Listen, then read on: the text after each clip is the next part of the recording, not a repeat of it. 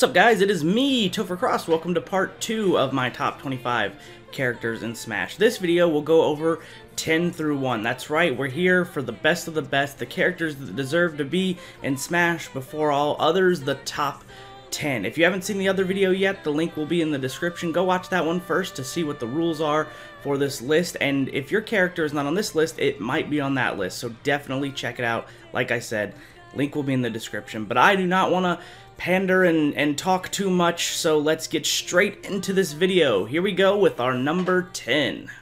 Rounding out our 10 biggies for the Smash roster spots is our number 10 pick, Steve, aka Minecraft Guy. Now I know some of you are going to hate this pick, but the truth is Minecraft defined a generation of building games. You know, those kind of sandbox games where you can pretty much do whatever you want. And whether you like it or not, Minecraft is one of the biggest games of this generation, and definitely deserves a place on the Smash roster. Not to mention, Minecraft Guy, or Steve, or whatever you want to call him, could have a ridiculous range of moves. He could build stuff, break stuff, could have a sword, a pickaxe, he could pretty much meld with a lot of other characters, he could be a clone of another character. But the point is, he would be insanely easy to put into Smash. He is super iconic at this point, and I don't understand why he hasn't even been considered for a Smash game yet. I'm not even the biggest fan of Minecraft, but even I know that that's a travesty. Okay, I'm going to go ahead and say that the number 9 spot is going to be pretty controversial, depending on if you play this game or not. However, I do think it deserves a spot in the Smash roster because it's super iconic and a few other reasons that I'm about to explain. But let me go ahead and tell you that the number 9 spot is Excalibur from Warframe. Now, you may have not heard of Warframe yet, and to be truthful, really any Warframe would probably work for this list, but Excalibur, for all intents and purposes, is the poster boy for Warframe. Let me tell you, when I had to put Excalibur at number 9, it actually hurt a lot, because I think Warframe honestly deserves a higher spot because of the way the creators treat the community. No matter whether you like the game or you hate the game, it's one of the biggest growing games in the last few years. Digital Extremes, the creator of Warframe, does everything in their power to make sure that gamers are actually having a gaming experience that's not all about the money but more about the project, which is what we don't see in most other game developers nowadays. The game is totally free. In fact, even getting premium currency in the game is completely free. You never have to spend a dime unless you want to rush and get the premium currency and actually pay for it. But you don't have to pay for it. You can get it just by trading items that you earn in the game. Literally, the only thing you're forced to pay for in Warframe is creations by other creators other than DE that they use in Warframe called Tenogen, and all of that is completely aesthetic and doesn't affect gameplay whatsoever. I honestly wish I had more time to talk about what great people Digital Extremes are to their community, to their game, but I just don't have that kind of time on this list. But you should definitely check out Warframe and give it the time of day and at least try it for yourself. It's free, so you're not really losing anything. But I cannot stress enough that this is the way gaming should be heading. Not the way EA does it, not the way Activision does it, the way that Digital Extremes does it. So take a cue from them, everybody else. And the big bonus of this whole thing is Warframe just came to Switch, so it would be a good way for Nintendo and Digital Extremes to get the word out there. Putting a character in Smash is basically marketing 101, but I think when it comes to Excalibur, the spot is truly earned. You know, I don't think we have enough four-legged characters in Smash, and here's a weird pick, but a very iconic one, and definitely deserving of the number 8 spot. Coming in at number 8 is Frogger. A lot of people have forgotten about Frogger, but those old games are just super amazing, and he had a lot of good games on the PS1 as well. But playing the original Frogger was a ton of fun, and for its time was a very diverse and unique game. Although I think he'd be a little harder to get to work in Smash, I definitely think he deserves a spot up there with the ranks of Pac-Man and Duck Hunt. If you can give them a spot, you could definitely give my man Frogger a good spot on your roster. And to say he's one of the most iconic faces in gaming is a very huge understatement. So Nintendo, I ask you, why is Frogger not in Smash? Alright, it's time for the last of the holy trinity of duo teams. And coming in at our number 7, and the one that I want to see the most in Smash personally as well, Ratchet and Clank.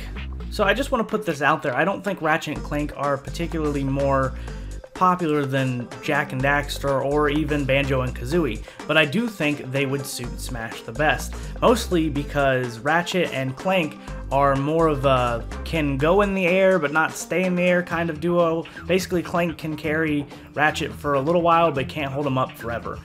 Not to mention his moveset and the guns that he could use and the things that Clank could do and the way that they could team up, Ratchet having his various Ratchets, maybe the Rhino 3000. You know, there's so much they could do with these characters. I don't see a reason for them not to be in Smash. Also, I gave him a little bit of an edge over Banjo and Kazooie because they're not Nintendo, and obviously most of the roster is Nintendo. But now we have one of the most iconic characters on the PS2, actually iconic duos on the PS2, just iconic in general. And the fact that they're not in Smash yet is just so sad. So, I mean, let's get Ratchet and Clank in Smash. Who's with me on this one? So I almost debated not putting this character on here because the most recent game in the series sucks, but I'm not going to do that considering every single other game in this series is phenomenal and some of the best free roam games that I've ever played. So coming in at number 6 is Vault Boy, the person that I think should represent the Fallout series. And if you've never played the Fallout series, you are missing out. Some of the best games in all of gaming history. Fallout, I've put probably thousands and thousands of hours into, and I still technically haven't completed one of the games. I have beat them, but I have not completed them. There is so much to do in those games, and Bethesda is amazing at making these open world games, except Fallout 76, but let's not talk about that one. Honestly, it was really hard for me to pick a person to represent the Fallout series. Maybe it would be like one of the people from the games, but Vault Boy has been the consistent in just about every Fallout game, so I figured he would be a good representation.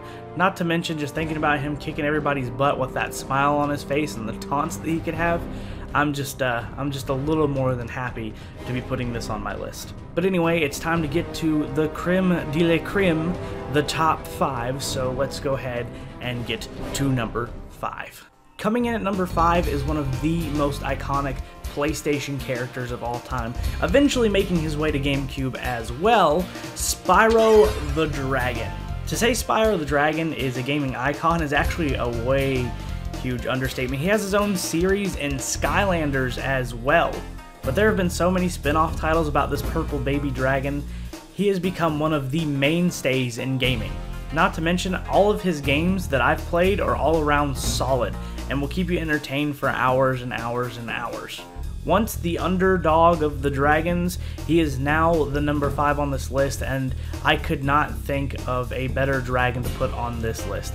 In fact, he is probably my favorite face of the PS1 other than Cloud himself, but he is not the most popular PS1 character that I have seen in my lifetime, and the other one is going to be later on this list. So who do you think beat out Spyro? Well, you're going to find out here in a minute, but first, before we get to that character, let's get to our number 4. Coming in at number 4 is a character that I think might actually make it into Smash one day.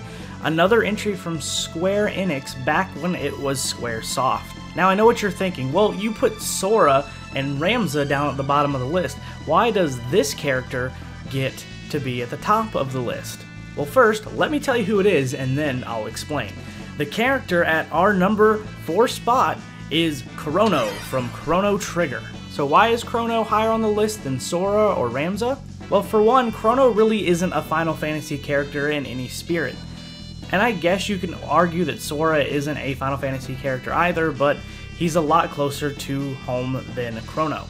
Not to mention, Chrono Trigger has one of the best stories and most outrageous stories of any RPG that I've ever played, and is some of Square's best work, beating out most of the Final Fantasies in my games played from Square Enix. Not to mention, Chrono Trigger originally came out on the Super Nintendo. And yes, maybe not as many people know about Crono as, say, someone like Spyro, but in my opinion, Chrono Trigger was one of the RPGs that defined what an RPG could do, especially considering the limitations at the time. And to be honest, I like Cloud more than I like Crono, but if they would have put Crono in the game instead of Cloud, I would have completely understood.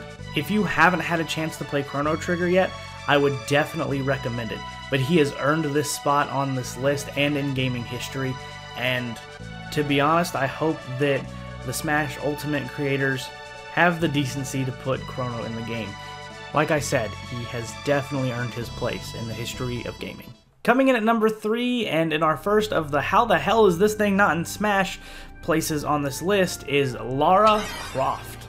Now seriously, if you don't know who Lara Croft is, I just stop the video here, just stop it, you go play Tomb Raider, you come back, and you tell me how awesome it was, and then you put Lara Croft in Smash Bros, and then life is better. One of the original recognizable female protagonists in gaming, she has earned this spot not because she is a female, because she has amazing games with amazing stories, but you know, it doesn't hurt that she is good female representation in video games. Breaking an old-timey trope and being the hero in her own game, not to mention that the games were good on their own merit. How could you not have Tomb Raider on this list?